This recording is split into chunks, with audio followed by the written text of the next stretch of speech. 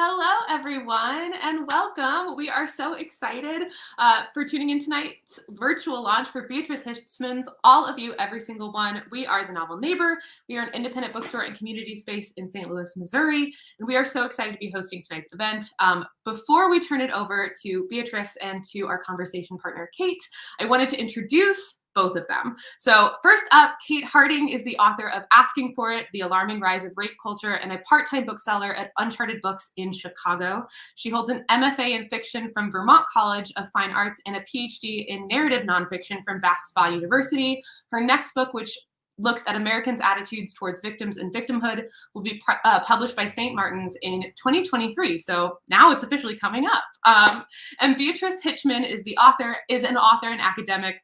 Her first novel is Petit More, and it was published in 2013. Her second novel, The Reason We're All Here, is All of You, Every Single One. It came out in the United States today. We are the launch event, and it has already been featured in Vogue's preview of the best books of 2022. Beatrice works as a lecturer in creative writing at the University of Brighton. Her research focuses on contemporary queer fictions, the ethics of historical fiction, writing the remote past, and the ending/closure events of novels. We are so excited to have both Beatrice and Kate here, and I'm going to bring them on screen, and then I'm going to pass it over to them. Beatrice and Kate, thank you so much. Thank you, Kathy.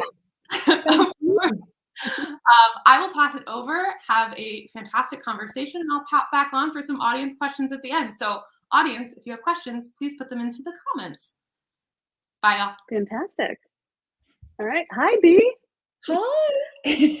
How are you?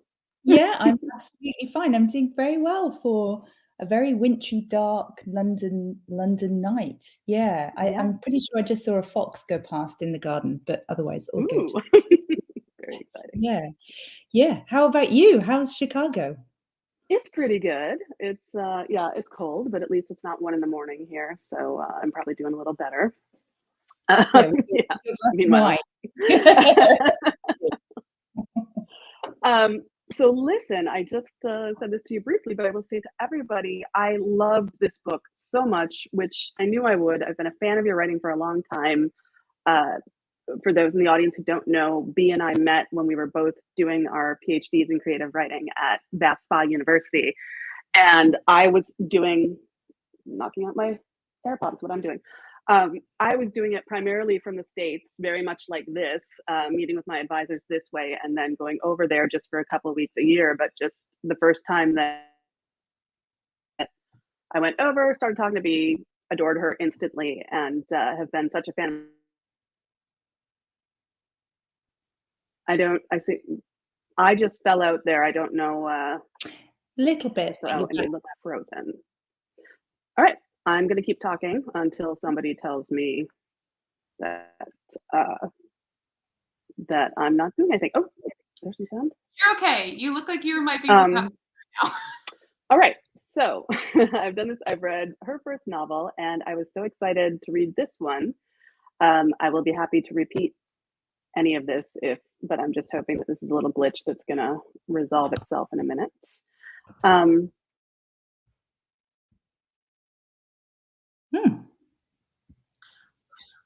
Well. Oh. Oh no, that was short. That's okay. She's very excited, and so are we. Oh, Kate's been replaced by the spinning beach ball of doom. Oh no. I'm hoping that Kate will try to re-enter the conversation. But do you want to tell us a little bit about when you started working on All of You, Every Single One, and kind of where the idea came from and where this started? Yeah, absolutely. Yeah, sure. So, I mean, I started working on it in about 2014. So just after the first book was out. Hello, Kate. Hello. I stole your question, Kate. I'm sorry, but you have it back. I was just I am here and you're breaking up for me. Oh no. I was just going to say a little bit about the genesis of the book, really. So yeah, it was one of those things where I suppose I felt like with the first book,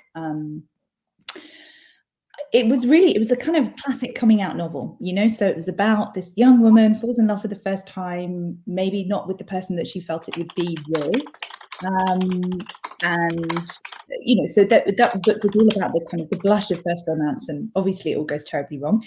But the second book, I suppose I got married in the interim, and I became much more interested in what happens after that elopement.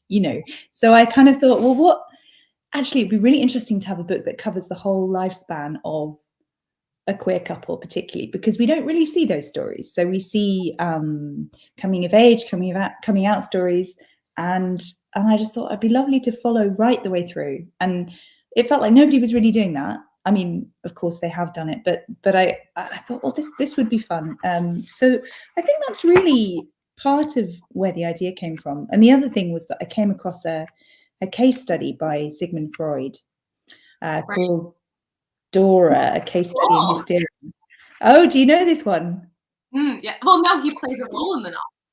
Yes, we have a kind of alternative Freud character in there for sure. Yeah, and so the case study is famous for being about a young woman who comes to Freud with a case of hysteria and mutism, and Freud misdiagnoses her essentially and says that she's suffering from mutism because she is secretly in love with a male family friend, and actually she's much more interested in his wife. And Freud completely misses it.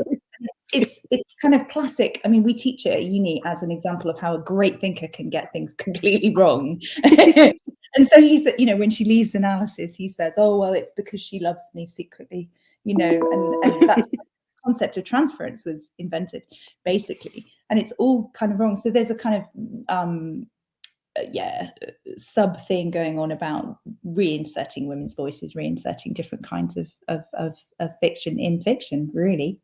Yes, Kate is back and looking crisp. Hi. Yes. Sorry, I also loved where I think that the love stories of like getting up to the point of love and then ending it right there, especially in queer fiction, happen all the time.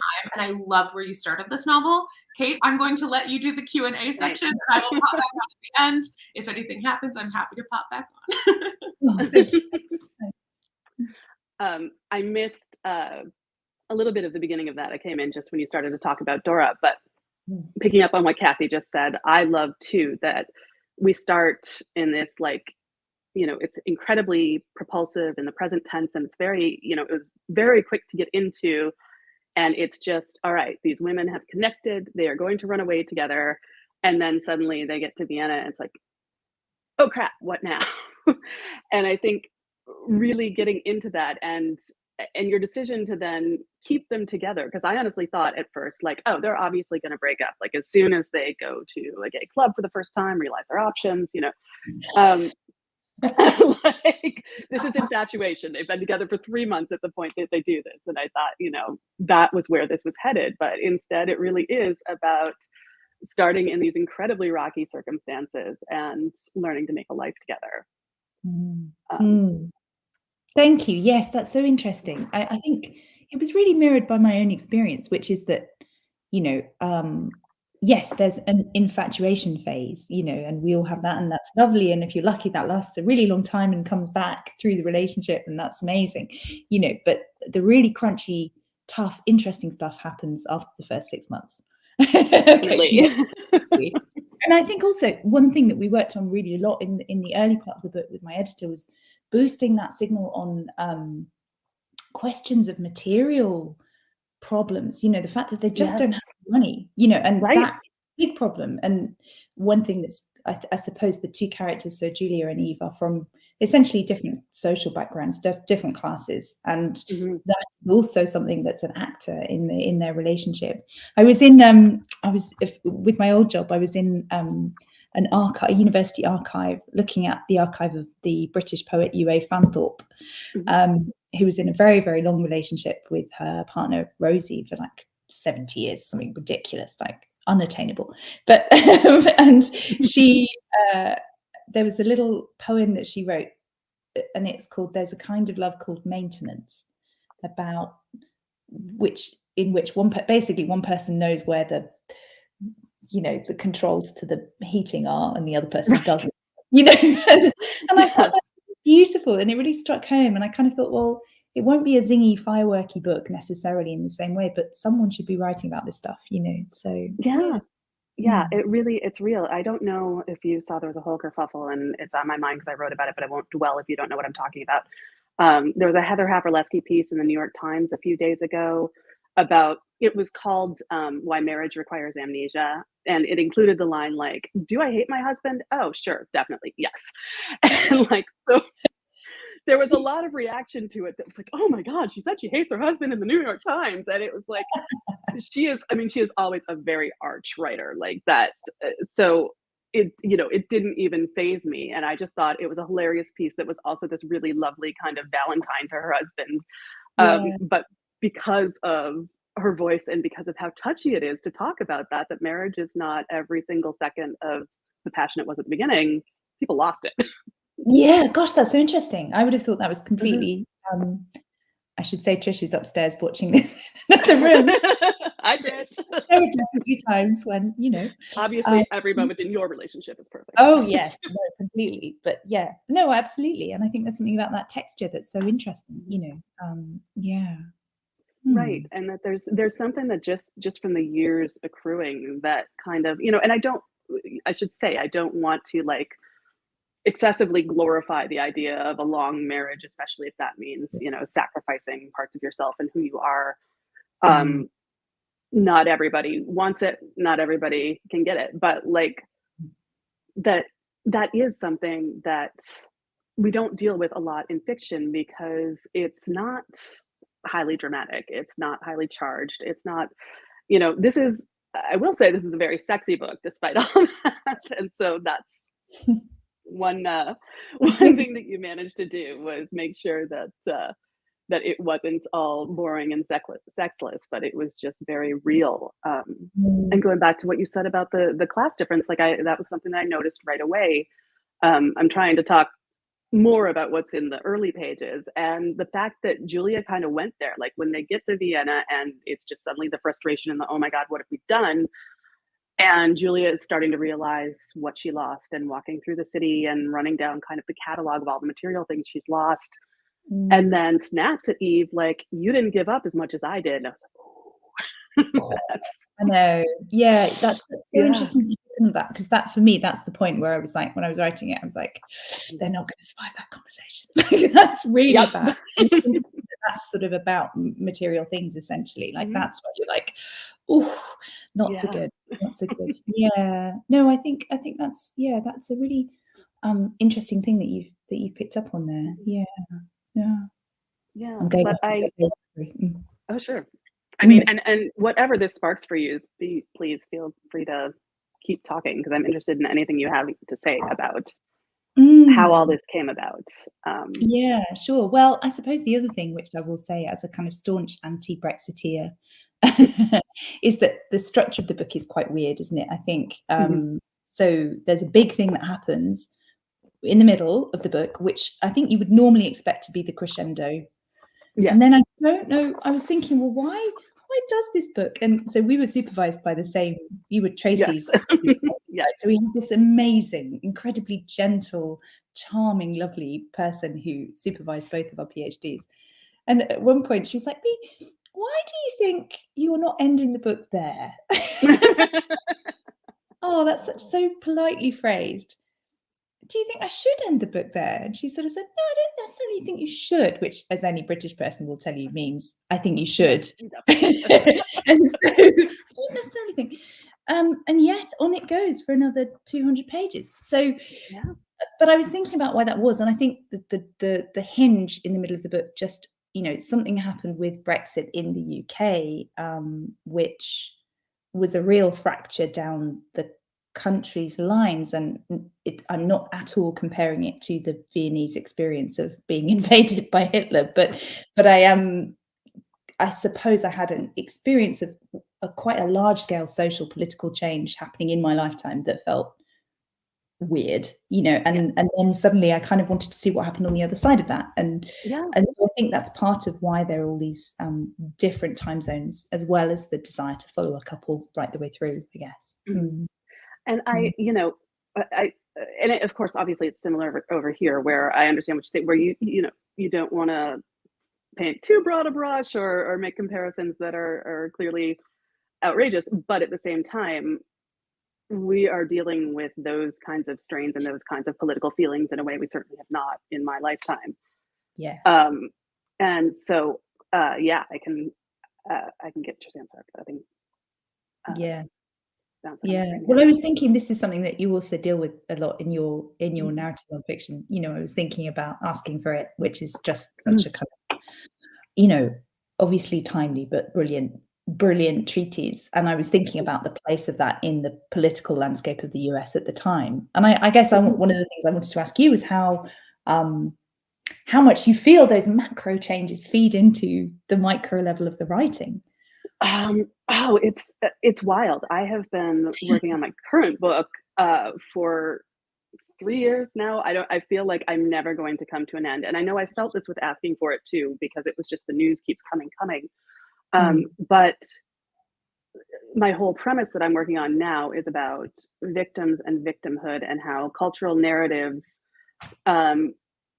make victims out of the oppressors in order to maintain the status quo. And we are seeing that so much every single day. And with even the idea that, you know, the people who won't put on a mask or get vaccinated are saying, you know, we're the victims of tyranny because you want to force us to do these things, where it's like, no, everybody else is the victims of your refusal to do the most basic public health kind of responsibilities.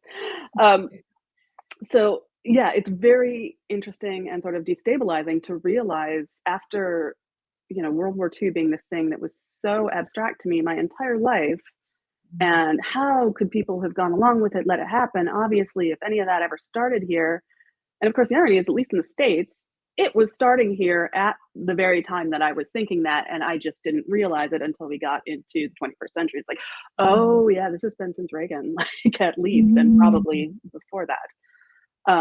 That it's just, you know, it's the whole proverbial frog in boiling water thing that just keeps cranking the heat. So yeah, so it's very interesting to see you do that. But I also like, bring it back to your work, that you were you made the decision to cut the action off right before what you think is going to happen next, several times, you know, starting with they get settled in Vienna and then boom, there's a jump of a year. So we don't really see how they work out that fussy first year. And then I immediately was like, oh, but I didn't need to, you know, whatever, they made it. And so that brings us to what's the next thing. And then as it becomes wartime, it jumps again from before the war to after the war. Do you want to talk about that? Yeah, I'm an open book. Yes, I think that's really interesting. I hadn't really spotted actually that things get cut off almost as they're getting kind of burgeoning with meaning. I didn't really think of that, which seems odd, but I'm sure you find that people talk to you about your book. And, yeah, I guess so. If I could remember the names of the main characters, that would be a bonus.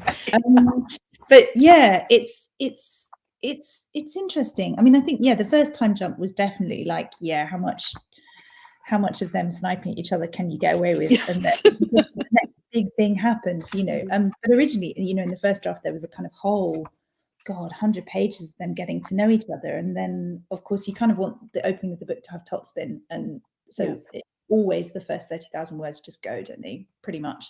And then I suppose I mean it was kind of became irresistible to have the final bit. So I'm leafing through the book. It became irresistible to kind of find out what happened to these characters, that, you know, this kind of logical family, queer kinship group, whatever you want to call them, that traverse the novel together, really, in that context of wartime, because, you know, a big question was how many of those characters would make it, you know, how many of them will survive this incredibly hostile, terrifying environment. But I think there's something about history, there's something about time. I'm a big fan of sorry, I don't know if you just heard a ping. I can't believe that's a work email. Outrageous. It's 20. Tell me a student is not emailing me now. I'm not going to check. They probably are. But there's something about I'm really interested in theories of queer time and how LGBTQ plus people experience time differently. You know, we don't particularly hit the same milestones. It's not always marriage, kids, retirement home, whatever. So that something about jumping between those time zones in a weird kind of jump cutty way seemed to make an intuitive sense to get across that sense of what it is like to live outside of time in that way, maybe. That's really interesting. And so that brings me to, I wanted to ask more about your academic work. I see, can you still hear me all right and everything? Yes, I can. Yeah. My image froze. And so I know, again, this was your PhD thesis, yes? So yeah, you were saying that Tracy supervised that, so. Yes. And so did your research question that you started with end up being the same as at the end? And how did those things change? Talk to me about doing this as a PhD novel. I love the focus. First of all, I love the focus on the research question. Absolutely essential. Yes. So I think my research question was probably, it was really around writing the unhappy ending in queer fiction. You know, obviously we have this very long history of the burying your gays trope, whereby LGBTQ plus folks don't get great happy endings in fiction. And so 14-year-old me, of course, absolutely hated that state of affairs and wanted everything to end happily. And then as you get older, you think, well, not everything can end happily. And, you know, arguably a really happy ending to a novel is sometimes perceived as a bit sappy and unrealistic, you know, so you've got this kind of craft-based tension set against this personal political tension, really.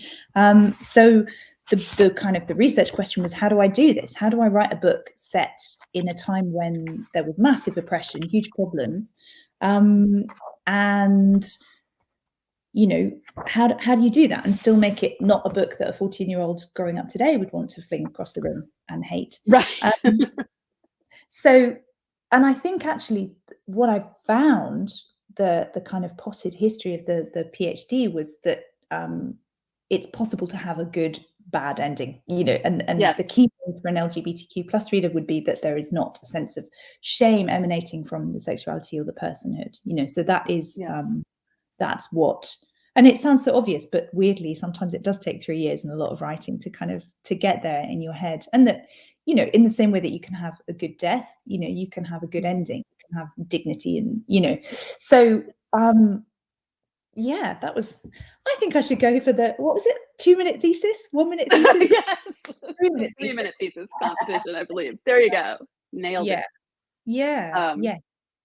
Yeah. And I think without giving too much away, your ending, it does manage to be both good and bad. I mean, the fact is, anyone surviving the war then becomes a happy ending. And so so that in itself introduces complication, where you could have them all just sitting there like, and then everything was great, and it's still like, okay, they've definitely suffered enough. But I really liked that you gave us what you did at the end, that you did that one final time jump, because it really, to me, it's, even though, you know, I love a good, you know, completely tragic ending, but I also, when you've been rooting for characters for so long, it's always hard to find that balance between, I don't want to be sappy, I don't want to be simplistic, but I also don't want to like kill everybody off. And totally get that. I totally get that. And it's very hard at the end of a long process of writing and a long process of you know, thinking about these characters. Like, frankly, often you do just want to kill them off. Like, you want it all to stop. Just let it stop so I can come out of the attic and say hello to my family. Like, can we just do that? So yeah, you're kind of you're thinking about all of those things, and that's part of where the craft of being an author is, repressing your colder instincts comes in, I think. Yeah. For sure. But I hadn't thought about that of course it's automatically a triumph if anybody gets through it. So that's a useful thing to think about. Yeah, but I think I just didn't want to downplay the kind of the psychic damage that would do, you know, No.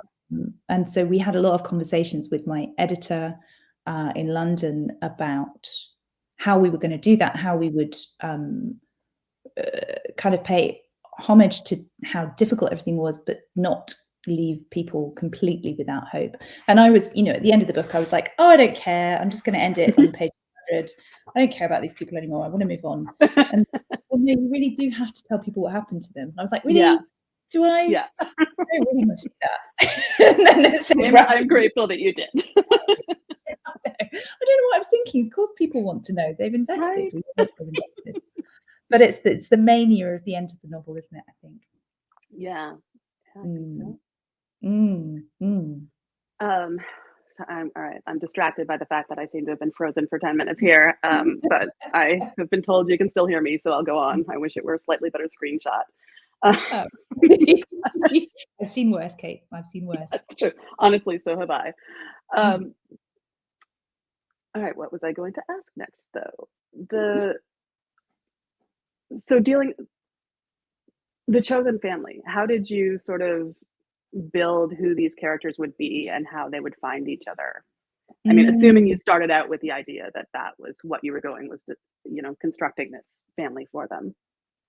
Yeah, I mean, I think it's probably no accident that the book hit me, and I was writing it in my mid-30s when, thoughts do turn to whether or not you're going to have kids or not. That is something that you have to confront at that point. And then, but also one thing that was happening alongside was the kind of crystallization and solidification of a lot of a really good, close group of friends that I've had for 20 years now, and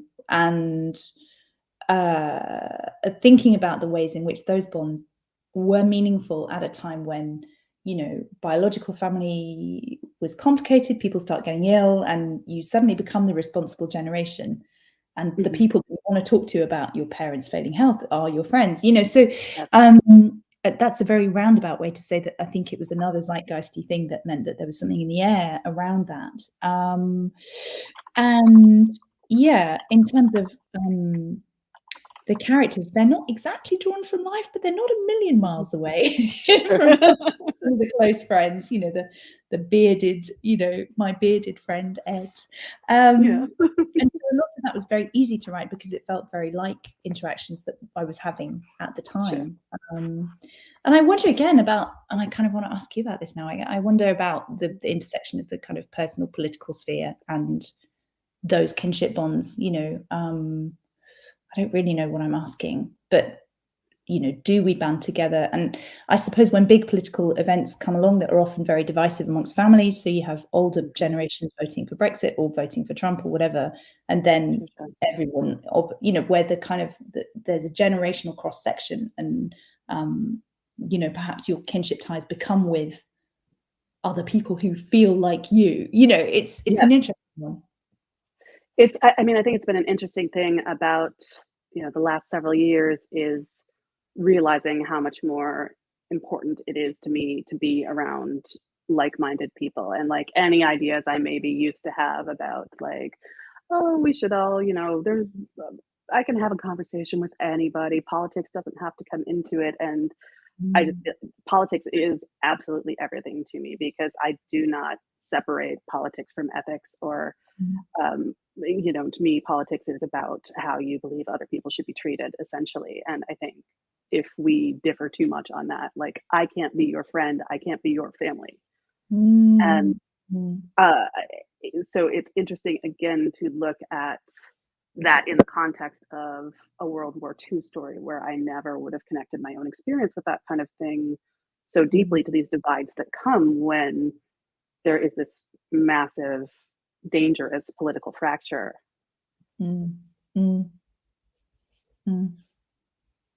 Yeah, and then of course since then there's been the pandemic, so goodness knows what that's going to do to fiction and narrative nonfiction, really. Right. Do you feel compelled to do anything COVID related? Is that in your future, do you think? I am tempted. I did just, I knocked out a newsletter today that was just like, it just felt like writing a blog post years ago when I used to do that every day, where I was just like screaming at the world, like, I can't handle.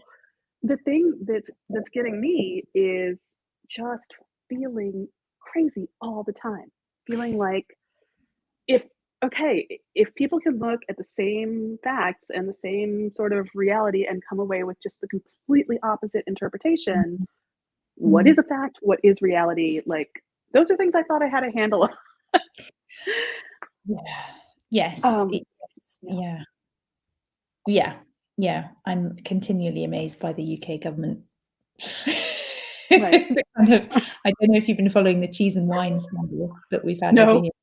Oh, really? Oh, no, okay. tell us. I'll let you discover that one Okay. on very British, very, very British. Yeah, you can, lose hundreds of thousands of people to COVID, but what you don't want is the Prime Minister to be holding a cheese and wine Oh, party. yes. Oh, okay. Of course, I Don't did see come for that. the cheese and wine. So, yeah, but it is interesting. I think it's going to be really interesting to see what COVID fiction looks like, because I was Yes. really struck by, do you know that book Severance by Ling Ma that Yes. came out in Mhm. 2018, which is That's right. terrific book and so prescient, I mean, a year Mhm. away, and it's just kind of almost exactly what would happen in a very Mhm. zombie story. But so I almost think the perfect COVID novel has been written. Now I Yes. don't know what to do, No, but it's true in many ways. It's so bizarre. I remember even just when I was a kid, when I was like an adolescent, went through a huge Stephen King phase. And the first time I read The Stand, I had never thought about a pandemic or how any of that would play out, and just realizing like, oh my gosh, just the ongoing horror. But now living through it, it's so weird to realize that everything, I assumed that anything like that would play out in a story arc where it would just be massive wave of horror and death, and then we figure out how to fix it, and we all pitch in and we fix it. It's like I had not considered this thing where instead we actually, about half of us just say, yeah, and the government says, nah. not And going to. just, yeah. Yeah. Oh, that's so interesting. I was reading that Michael Lewis book about one of the epidemiologists who was a very kind of early alerted person to Mhm. and trying to get the CDT to do stuff. But yeah, it's interesting what you say about a story arc. Yeah, of course, we Mhm. assume that everything follows this narrative arc, and as we've Right. seen, it absolutely doesn't. So It goes like this, and it goes back to the beginning, and goes round. And yeah, maybe we're all living in queer time in a sense yes. at the moment, and maybe that's one of the things that makes it so hard. Like Mhm. we can't predictably see an end to it. Right. Mm. I have actually, I have thought several times how glad I am to be in my mid 40s through this. And then I had extra lucky things that are not necessarily lucky things by everyone's standards, but like my parents and my in-laws were all gone before the pandemic. I don't Oh, have children. So it's like these things that are not positive things in the real world mean that I am not doing the sandwich generation thing that so many women in their 40s I know are doing. Of like, right. I am terrified that my parents are going to get sick. I'm terrified my children are going to get sick. I don't know if I should put them in school. I don't know if I can let my children see my parents. And Mm. it's like being able to kind of sit back from that, and the fact that I worked at home before, the fact that I'm old enough that honestly, I don't care if I go out 99% of the time. Like, I'm just like, I'm actually the perfect age to live through this and just be able to write it off as a couple lost years, assuming it's a couple years, Mm. because then I've still, I still get a second act of my life after this where, I think about older people who are just like, what if this is where it ends for me? And Yeah. just, you know, it's Yeah, it's it's really, brutal. yeah, it is really brutal, and yes, it's Mhm. very difficult, seeing my parents who are, in early 80s, and Mhm. missing out on a lot, Yeah. and never saw that coming. Yeah, it's Mhm. yeah, absolutely, and I think like most writers, probably we're secretly quite pleased for an excuse to sit in Oh, our yes. parents' house, right? Not talk to anyone. God forbid we should have to, exchange Exactly. with anyone. So that's yeah, there's sort of interesting fringe benefits, but yeah, it's Mhm. But crushingly it's big. also, my husband and I have both worked at home for years, but how we made that work was that we used to go out a lot. So we would just go out and have a drink at the end of the day. We would go out for dinner, go see a Yeah, movie, something. And so it's just like with all of that taken away, it's like, oh, okay. yeah, I mean, I it's what know. everyone who's been working at home is experiencing. And I am very lucky that we've been able to work at home and not have to go out on the front lines. I did in August, when I thought everything was going to be okay, and it still is so far, knock wood. I started working in a bookstore part-time, just a friend's store. Always wanted to do it, and I love it. And I realized, okay, after 2 years of pandemic, I'm ready to go out and make small talk with people a few hours a week. And so I actually do enjoy it. Fantastic. And do you hand sell books? Are you kind of following people around the store, thrusting Oh yeah, books? for sure. It's fun because it's primarily used, although we keep in a few staff picks of new books. So I'm going to bring all of you, every single one, into the store. But it's interesting to be doing this again. I'm about to turn 47, and in a used bookstore where my manager is 26, and they're delightful and very intelligent. But there are things like that. We have all of these books that are 20 years old that they've never heard of, that they don't know authors that I still think of as being the authors that everyone knows. So it's been another little thing to be like, oh, this is actually a really good job for me on a level I didn't expect, in that it makes me feel like, oh, I do know things. I have read a lot of books over time, and it's not like, usually when new books come out, unless it's a friend or I'm really excited or I'm doing an event like this, I don't get to anything until 3 years after it's out. Right. And so, Yeah. So used bookstore where I can be talking about stuff that came out in 2003. That's that's perfect. It's so interesting because I do, obviously now I'm teaching, so most of the students, majority are under 25, and I used to kind of get them through Harry Potter. That used to be the one book we could all guarantee that we'd read. Right. If you want an exemplar and talk about story arc or whatever, then they'd be like, oh yeah, I know about that. And now, because J.K. Rowling, they're starting to not want to do that, and they definitely don't want to talk about it. And now I'm just like, Lord of the Rings, what else? What else have we all read? And really, there's nothing. And I'm really always very struck by how these very keen, intelligent young people haven't heard of big things that I consider absolutely standard. Definitely. I don't know, Wide Sargasso Sea or something, and like, guys, come on, this is obvious. And but actually, the main point of reference, even for creative writing literature students, is often video games. So if you talk to them about The Last of Us, they're all over, they love it. But I do think there's going to be a point where we're all just going to have to teach games writing. That's so interesting. Yeah, for sure. And that's one of those things where hitting that point of like, sure, that's worthy and valid, and I admire anyone who wants to study that, but that is just not something I am ever going to catch up on. So it's one of those things where you feel the world leaving you behind a little bit. Such an interesting life, isn't it, that we're in? Yeah. Well, have you been playing Wordle? That's the question. Oh, I just started yesterday. Me too. What was yesterday's? Siege? The one that I had was the one that I just did, maybe it was 2 days ago, was Truss. Okay. Oh, that's tricky. I don't like with the repeated letters, because you're like, oh, that's cheating. You should have told me about both of those. I think I was very lucky that my second guess, I did root, and so the U was in the right place, and then I think I went party root, and so then I knew there was an R, a T, and the U was in the right place.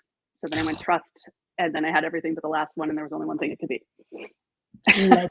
Legend. Yeah. Oh, I just stabbed at it like some kind of inefficient monkey and got enraged, and then I am sure that will more often be my experience as I play it more. I don't know if you know, here the big one is the New York Times spelling bee, which is it's an anagram game, but you get 7 letters arranged in a little honeycomb around it, and you have to use the middle letter. And what makes it tricky is you can use any of the letters as many times as you want. So it really opens up every word that contains these letters, not just every word that contains them once. And it becomes too hard. Way too hard, basket. No. I'll stick to my 5. I was Yeah. with you with the honeycomb, but reusing the same things? No. No, you're right. No. But thank Wordle is you better. for yeah. So this is where we've landed. Here's Cassie, like, okay, It was always going to move on. Kate, I'm so sorry that you've been frozen. Your sound is crystal clear, but I feel really bad. That's the important thing. I mean, I feel bad about it too, and I apologize, but as long as you all can hear me, and I get to look at you, so that's fun on my end. You just have to imagine I'm doing so much gesturing right now, and you have no idea. So. We have some questions. Some are for Beatrice, some are for both Beatrice and Kate. Beatrice, I'm going to start off with yours because I'm sure you're not done talking yet. So in your book, all of you, every single one, which I just really love the cover, so I feel like I keep having to hold it up. Vienna comes to life as the city that is like it really takes place in. The women in this novel escape to. What was your process of choosing the city? Did you know you wanted to set it in Vienna? And what was the research for that like?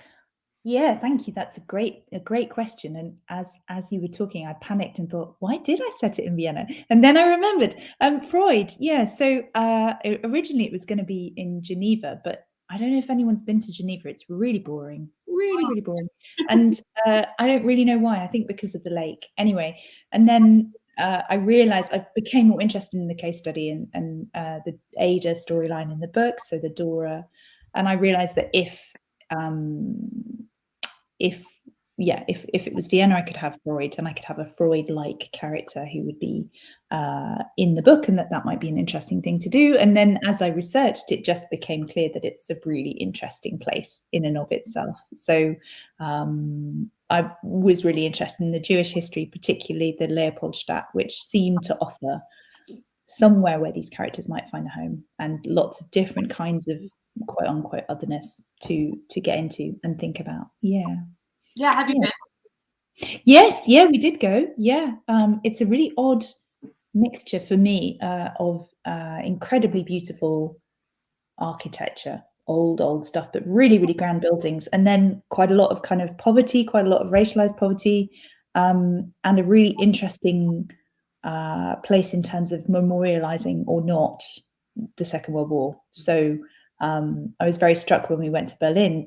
Everywhere you went, there was a plaque saying,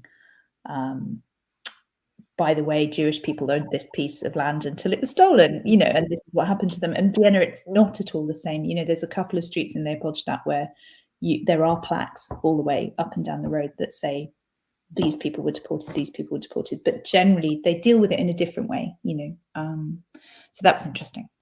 That is very interesting. We have another question. Oh, sorry, Kate. Yes. I was just going to say, I wanted to jump in just with one more because I heard you say it again. The way you refer to him as the Freud-like character, even though he is in fact named Dr. Freud. Can you talk a little bit about that, of dealing with real people in historical fiction that way? Yes. Don't do it. Your face. I thought it was Freud. No, it is Freud. It is Freud. That's a Tracyism, our supervisor. When I was angsting and saying, how do I do this? Because he was real. She said, well, you don't think of it as Freud, you think of it as a Freud-like character. So that's my thing that I do to get away with it, I suppose, in my mind. I think it's easy with someone like Freud, who is so well documented and also in some ways such a caricature. We all have a version of Freud that we know. And so the injunction to be accurate is kind of gone. So that's fine. Right. But I would have struggled, I think, had the character been less well known, or perhaps for a minority group. But Freud, just take it in. It's fine. Sorry, carry on, Cassie. No, that's great, because earlier you had said Freud-like, and I was like, but I thought the name was Freud. I was so nervous that I just read it wrong. Another audience question we have is about characters, and I will say that when I read this, and Kate, you probably agree, it is a very character-driven novel. Characters really leap off the page. You all touched a little bit about found family, but how do you construct your characters is the question, and how do you bring them to life? Are these people that you know? Are these are you pulling from a bunch of different people, etc.? That's a good question. Oh gosh, where do characters come from? I suppose the old thing is that, it's that old thing. what did he say, Flaubert? Madame Bovary, c'est moi. You know, I am the character, and you are and you aren't, you know, and that's really, I suppose, the closest that one can get. And it's so interesting because people always say, oh, I think I saw myself in that character. And they're right, they are in that character, but it's never the character they think, you know. So there is stuff that's brought in from real life, but it's never in the way, it's always an oblique angle on it. And I think in terms of how they come to life, they just start talking, and that sounds incredibly pretentious, but and or certifiable, but yeah, I think once you get them in your head, then they're like little I sound like I just sit in my attic talking to my imaginary friends, but maybe so yeah, that's not that. No, it's not that. I'm not going to say it's not that. Yeah, that was the confession I was trying to get to. yes, yeah. But Kate, how is it for you? I mean, what's the process there? Well, you know, I've been off fiction for a bit, but yeah, it's very similar for me, where I find characters through dialogue. In fact, I get them talking, and then it just becomes instinctive how they're going to react once they're in conversation with someone. Yeah. I really love that. We have a question here about queer stories and queer characters. You talked a little bit about it in terms of queer time, and that was definitely a passage that I had flagged because I thought it was incredible. I'm adding on to this question. I'm trying to editorialize it. It doesn't need to be. Why is this a queer story that you felt needed to be told right now? Why is it important? Do you feel that it has been told before? And just kind of talking about, how it's rooted in such a queer story in such a time. Yeah, I mean, I suppose I feel like it's always a good time for these kind of stories, but I think maybe there is something about the way that perceptions of queer lives are changing so rapidly at the moment, and often for the better, and then within all these different frameworks. So I did feel it was time to do an exploration of the grit of a longer relationship. I think that was, although as Kate says, that's not something to which everybody aspires or is gifted if that's what they want, you know. So it's not really saying that this is what everybody should do, you know. But yes, I'm very interested in critics like Heather Love talking about gay shame and the value of kind of queer unhappiness in a sense, and thinking about what sad stories can do for us. I'm interested in kind of Sarah Ahmad's work as well, and so this was a kind of fictional counterpart to thinking about those kind of non-sequin stories, I suppose. Absolutely. This next one is for both of you, which is Beatrice, you wear many hats. You are a lecturer in addition to being an author. How do you split your time? How do you finish a novel? Kate, the same question. How do you balance your day, and how do you prioritize what you're putting on the page, etc.? Oh wow, this is Kate is. I can't see you, Kate, but I can hear the chuckle in your. Yes, with enormous difficulty. I mean, I think if you are teaching, you kind of have to accept that your time is for your students, really, you know, otherwise you just can't do it and you can't be good at it. And, you know, you just cannot be someone who is desperately trying to do their own work and teach. So really that's what the holidays are for, you know. So the time I'm not actively teaching, then I will immerse myself in a book. But yes, I live in fear of the ping of the email, really. And I don't have all good boundaries. And I think that's why it took me 7 years to do. But Kate, tell me what tips you have. How well, you know, I'm the wrong person to ask. When I started my PhD in 2014, I was working on a novel. And in order to graduate before I died, I ended up switching after a couple of years to a narrative nonfiction degree because I was still writing essays alongside this very often. I finished an MFA in fiction in 2005 and then suddenly started blogging, writing nonfiction. People wanted to pay me for that. And so then it was always like, well, how do I get back to my fiction? And then that was going to be the PhD, but people kept paying me for these shorter nonfiction pieces. And so I still have not completed a novel. Whoa. For me, the big enemy of writing progress is, I mean, it's two things. It's social media. It's just the constant like dopamine hits of something new is happening, and I just want to. It's a blessing and a curse that we have the whole internet there for research purposes, for inspiration, but also when you're a curious person, which is how you become a writer, I'm just like, I just want to find things out all the time, not, which was also a problem for me. And writing historical fiction was, I became one of those people who just wants to do all the research and, spend 3 hours trying to figure out exactly what size plank this hardwood floor would have. So, yeah.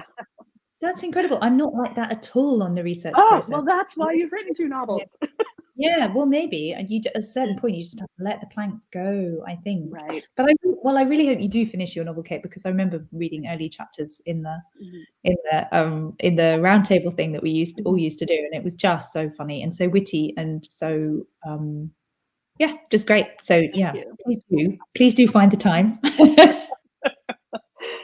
Beatrice, you started talking about it. What is your research? How would you say your research process is different? Well, I think we are all aiming for that iceberg effect, aren't we? Where the research sits nicely below the surface and doesn't extrude too much. So my process is to kind of imagine for a moment that I have a working knowledge of the period, which to an extent you probably do really it, and then do a first draft and then go back and find out why you were wrong about everything, which is crushing. And then the third draft kind of put it all together. So that's the goal. But for the next book, actually, it's going to be much more set in the remote past, so kind of Neanderthal communities. Ooh. Which where I really do feel very compelled, because I really have nothing. I don't know anything, So there's a lot more to do there. Yeah. And I literally don't know who has dealt with that era in fiction other than like Jean M. All. I mean, I read Land of the Cave Bear when I was a kid, but that's fascinating. Really, yeah. Well, we'll see, won't we? In 10 years. It's Bit of a challenge. Failed experiment, but yes, it will be a challenge. One more writing process question, then I'll do some just a few light fun ones. Do you write chronologically? And Kate, this might apply to nonfiction as well. Like, do you create your outline and then you write from the beginning of the outline to the end, or do you pick and choose scenes or pick and choose points and get that thought on the page and then kind of piecemeal it together at the end? Very much the second. Yeah. I wrote the ending, the first draft ending, which is different. It was like the second thing I wrote, and it all changed anyway. But yes, I think you kind of, I think we're also influenced by movies and TV and visual culture that it's quite natural nowadays often for people just to write in scenes and pick up and put down. And I don't know, I'm yet to meet a writer that just writes all the way through. I don't know, Kate, is that you? Are you the chronologist? I absolutely am not. I suspect there might be some people writing in other genres that involve a whole lot of world building that might be more inclined to that sort of thing. For me, one thing that actually turning it into a dissertation on the personal essay really clarified for me is that even when I'm writing a book-length piece of nonfiction, I approach it as an essayist, and kind of the only way I can do that is to sort of start writing on a thing and see where that leads me. And usually there's always a long period of feeling like, oh God, I have no idea how I'm going to land the plane. And it's just, this is 20 ideas that don't exactly work together. And I do a lot of writing an entire section and then just dumping it in a different file because I didn't actually need that. I just needed it to get to the next point. But I have to overwrite and try not to get too terrified that I won't find the end. Basically, it's my process. It's a question I like asking, and you hear a lot of different answers. And I will say, like, I think chronologically has become maybe more of a majority answer. So this is very interesting of you not knowing many writers who do it that way. But I am very much a fan of that because I think that's how I would. That's how my brain. Okay, so some fun ones now. They're very light. Some of them are either or questions, and some of them are just silly. And we do rapid fire questions just for any of our author interviews to send them off on a fun note. Some either ors, historical fiction or contemporary fiction? Kind of have to say historical. Yeah, if you're going to make me pick.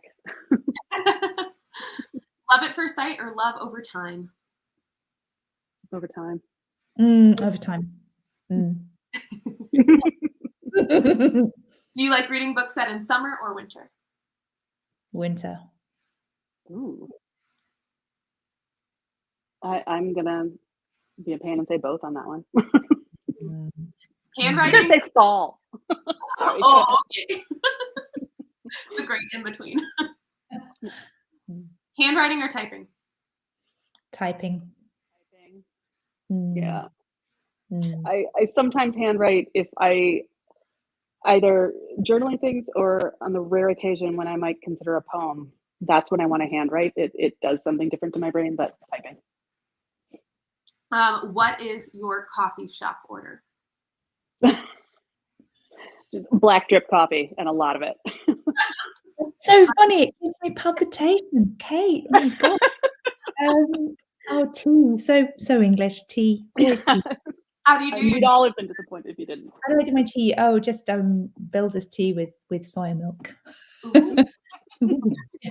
Fancy. Do either of you or both of you have a writing playlist? And if so, what is on it? Ooh, Kate. I'll let you take that one first. I would love to have that. I don't. It's usually either it's one of two things. It's what my husband has on in the background. He listens to a lot of jazz. Or I very often actually use a program called Focus at Will that just gives you kind of a sort of steady techno beat, but the kind of thing that is designed to keep your brain locked in.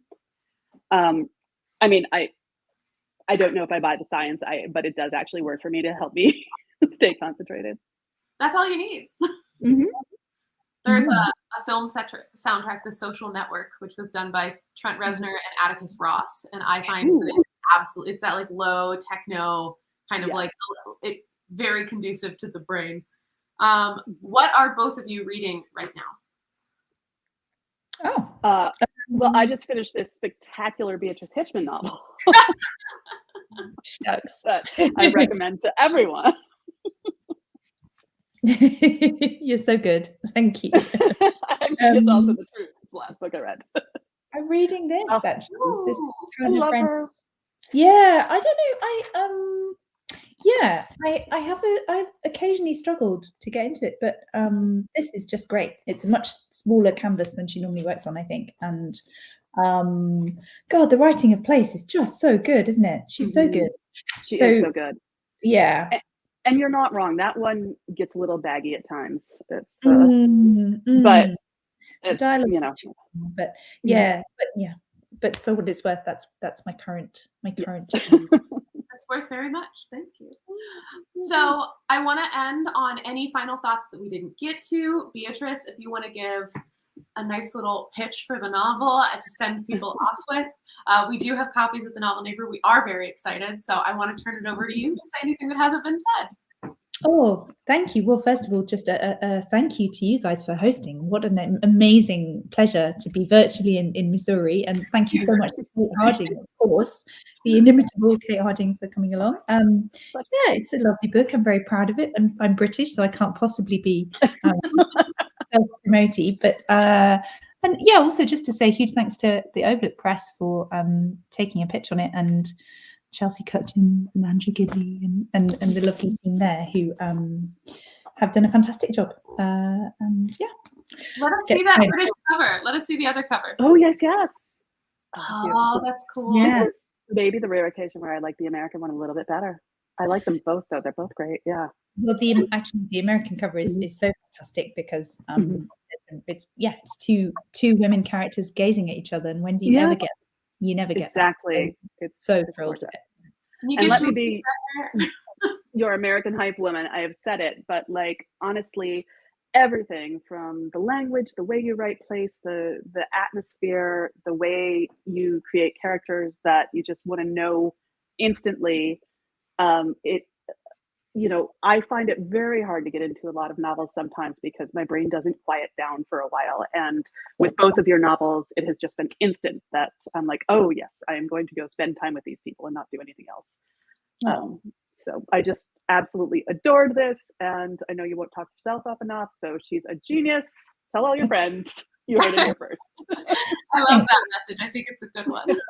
Thank you, Kate. I'll just slide off. Ian, I don't think you got enough credit for doing this interview from 1 a.m. to 2 a.m. your time. Oh, yes, it is. 2 o'clock. Yes. Gosh.